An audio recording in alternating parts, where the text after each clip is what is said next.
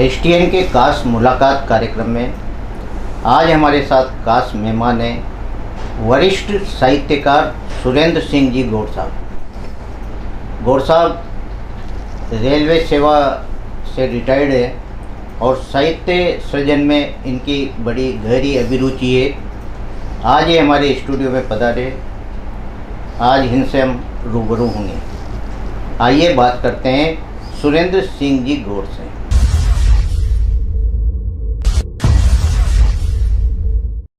गौड़ साहब, आपका हमारे स्टूडियो में बहुत बहुत स्वागत है।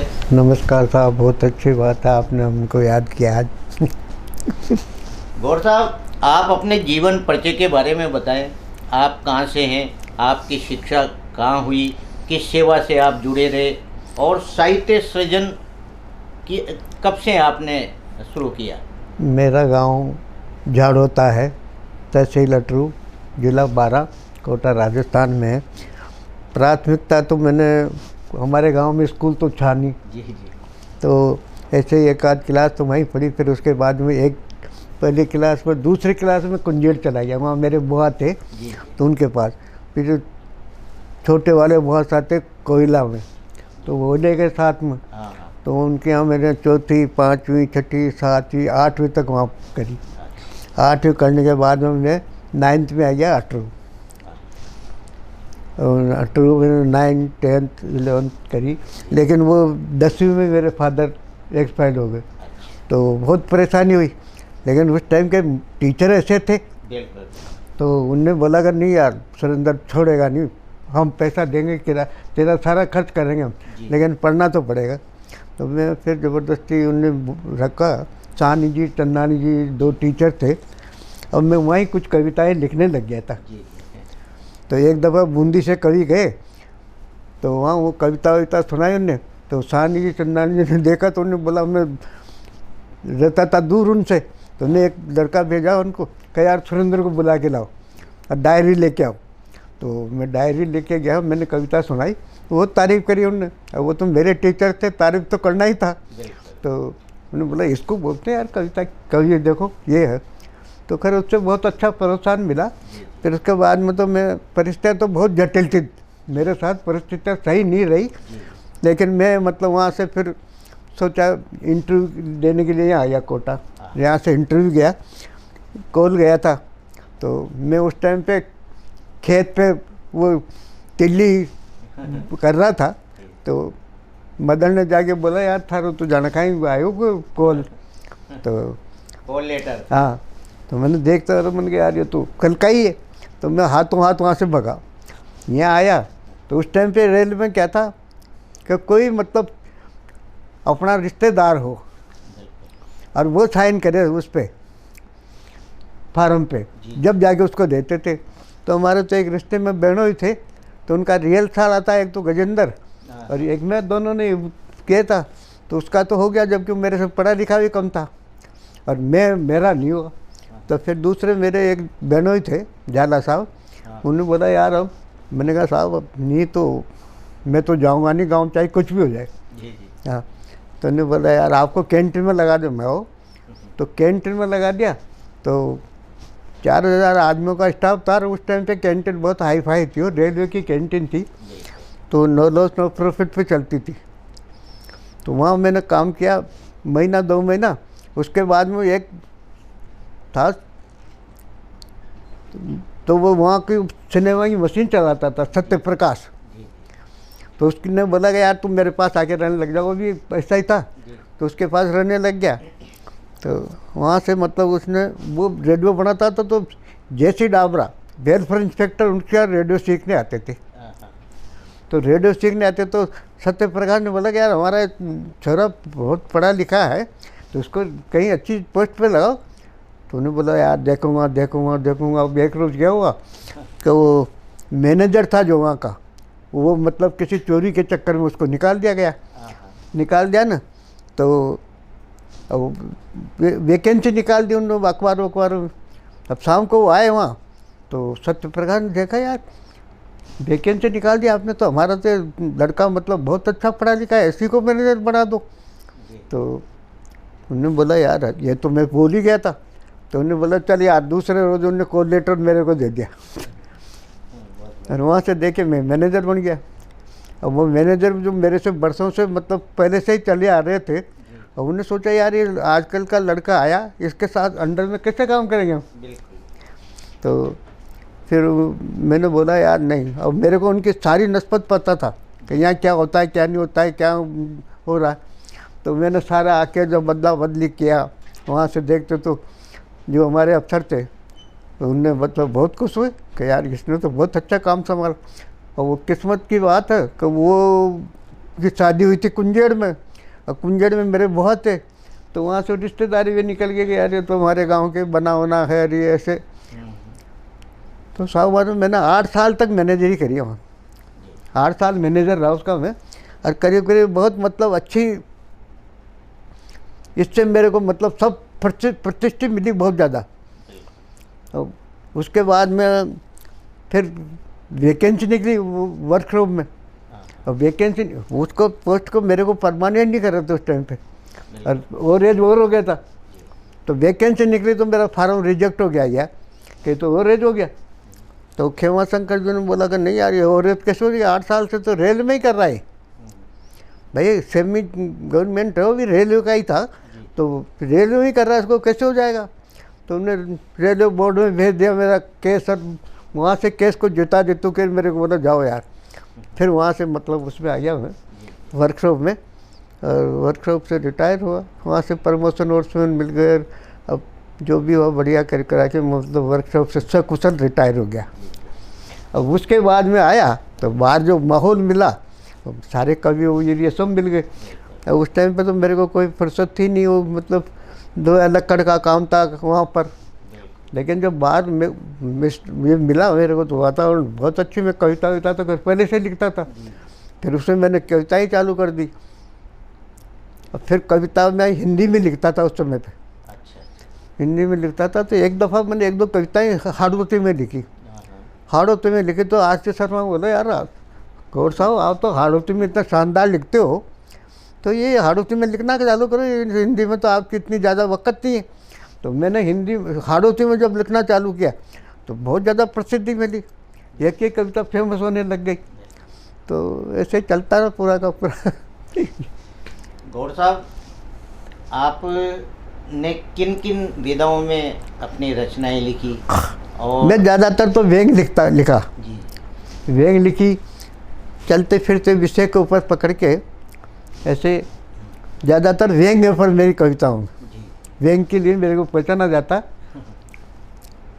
आपने राजस्थान हिंदी के साथ साथ माइड भाषा में भी लिखा, जो आपकी रचनाएं बहुत पसंद की गई है। हाँ, और मेरी एक किताब के ऊपर तो 9,000 रुपये वहाँ से मिला, जी, राजस्थान बोर्ड से, उसके राजस्थान साहित्य अकादमी से।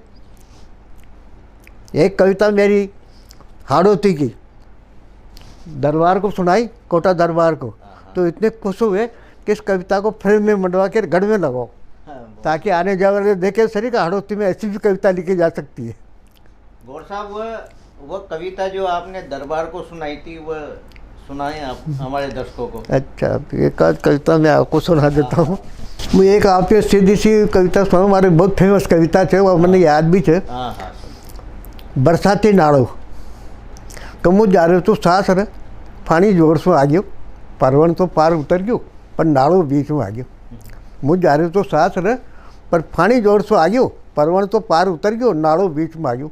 नाड़ो सकड़ो पण गहरो थो, नाड़ो सकड़ो पण गहरो थो, और गहरापन पर भी उफाण से भर्यो थो। जानो ही खरियो कि आज मी पार करके देख लियो। ताने गंगा जमुना गोदावरी देखी होगी, आज मी भी देख लो। थाने समंदर में तो गोता खा लिया होगा, पर मुझे पाँव दर भी देख लियो। थाने समंदर में तो गोता खा लिया होगा, पर पाँव दर भी देख लियो। मुँह भी चढ़ता सूरत की तरह जवान छो, मुँह भी चढ़ता सूरत की जवान छो, और ओछापन का उफान सो अनजान छो। एक तो सासरे जाबा की जल्दी, ऊपर से उम्र की गर्मी, नाड़ो पार करवा की जमगी, नाड़ो पार करवा की जमगी। धोती खोल जूतियाँ खोली, कमीज खोल शापासू माथा पर कसली।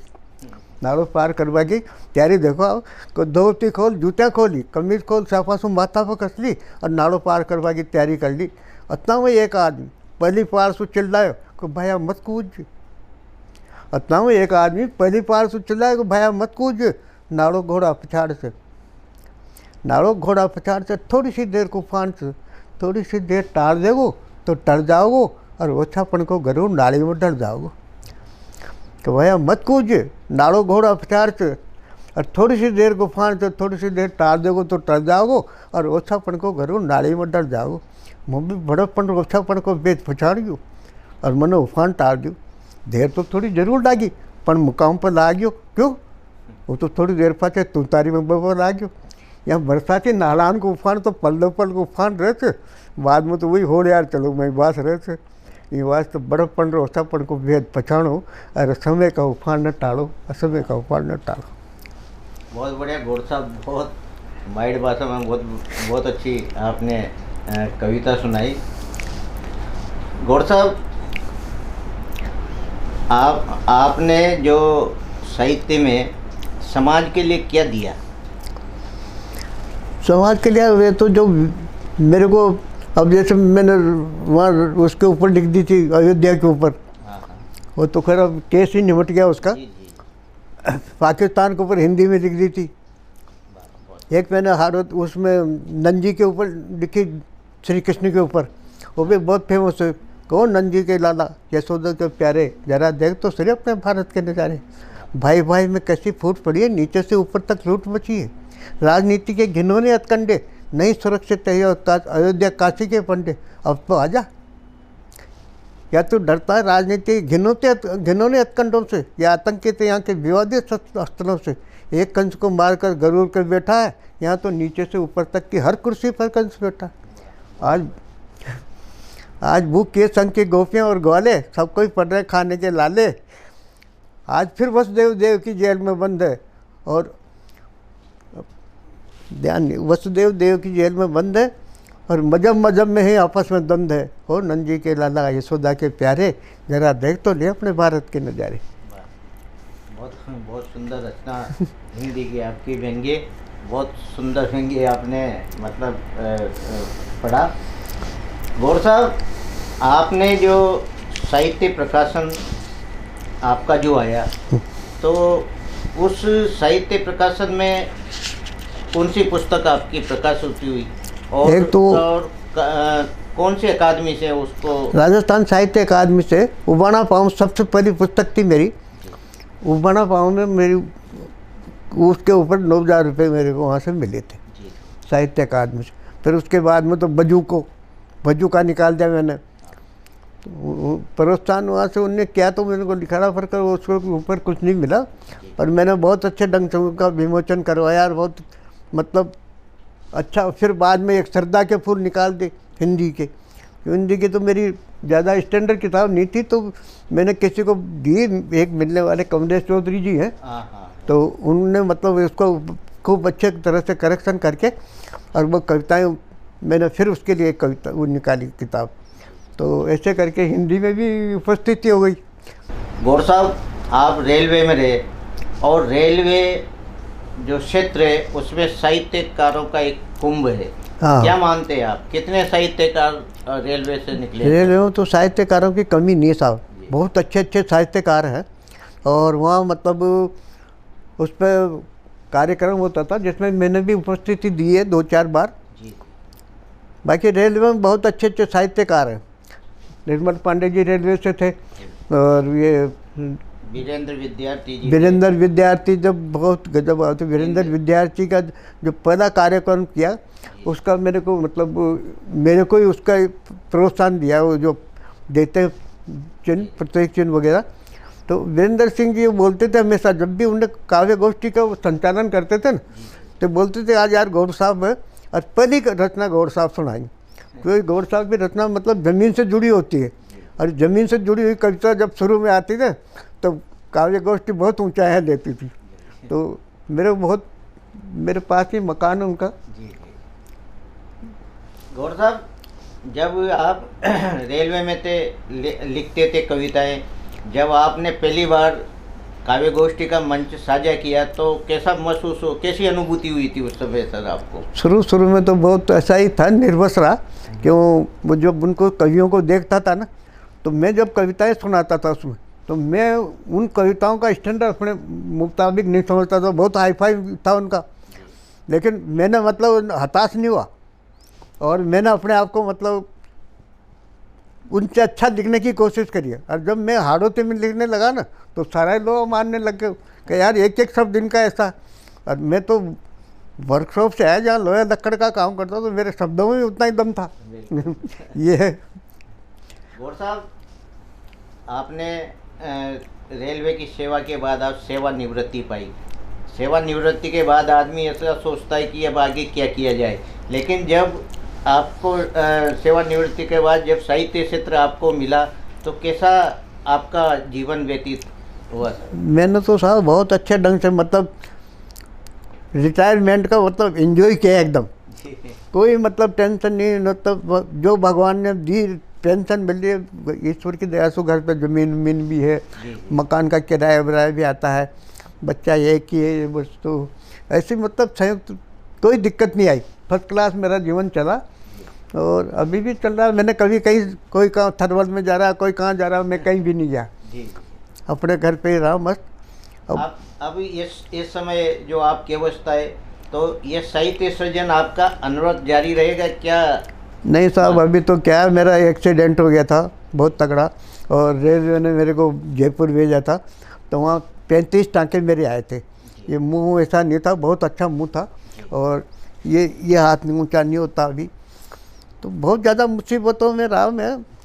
रेलवे ने करवाया कर ऑपरेशन तो, लेकिन उनने था तो यहाँ जरा सा ये लगी तो यहाँ थी, लेकिन उनने मतलब सारा काट कुट के कर दिया। वो तो पता नहीं उनको ज़्यादा पैसा मिलता होगा क्या होता होगा, लेकिन वो जब से मेरी मेमोरी थोड़ी कमज़ोर हो गई। और अब लिखने में लास्ट में कुछ कविताएं मैंने लिखी थी जो शायद अभी मेरी उसमें नहीं आई। सुनाओ ना आप कोई बढ़िया सी कविता आपकी, हाड़ोती में सुनाओ आप तो। ये कि आप देखो, सरपंच को चुनाव। हाँ सर, बहुत बढ़िया। गाँव में सरपंच को चुनाव तो, अब चुनाव तो वो सीट जो थी वो महिला के लिए आरक्षित थी और वहाँ महिला कोई गांव में तैयार नहीं हुई। तो एक माड़िया की बाहर वह तैयार हुई कि नहीं मैं बनूंगी सरपंच, और तुम्हें तो बनना ही तो भाई थोड़ी वो तैयारी हुई। तो यह बात उनका आदमी पतो चालियो तो उन्हें यह बात छोकी नहीं लगी, उन्होंने मना करी। वहाँ दोनों के बीच की जो बात हुई उनको पर मैंने कविता मानी। तो बावड़ी मत पढ़ परपंच में, तो बावड़ी मत पढ़ परपंच में, कहीं तेरे हो जो सरपंच में। या चे करूँ दिनान की राड़ी उमर उड़ जाओगे थारी साड़ी, या चे करूँ दिनान की राड़ी उमर उड़ जाओगे थारी साड़ी। आपने से 2 बीघा की बाड़ी उमेद लगा लेगा फुलवाड़ी, आपने से 2 बीघा की बाड़ी उमेद लगा लेगा फुलवाड़ी।